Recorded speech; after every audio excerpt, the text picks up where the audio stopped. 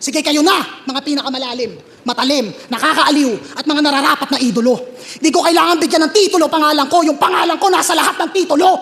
Sapagkat kung ang tunay na buhay may basihan at sukatan ng husay, nagawa kong isa buhay. Isa ka lamang sa mga halimbawa, isa ako sa patunay. At sa paglipas ng mga taon, ay may malaking pinagbago na. Nasa palaliman ka palang gumagawa na ako ng bangka at tumatawid ka bilang ibayo pa. Pero hindi ibig sabihin niya na ikay mahina. Sadyang pag hinambing lang ay dehado ka. Nagpapatalas ka pa lang ng talim, hinahasa ko, ibang tao na.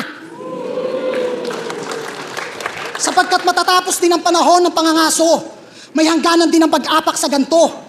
Pero kung sakaling mawala man ako, ang iiwanan kong pamana ay mga palaso, ang desirasyon ay sa iyong tuhod, sa balikat, sadyang katawan mo ang pagbubuntungan, at yung mga bakante naman, magmimistulang palatandaan ng mga hindi ko pa napupuntahan.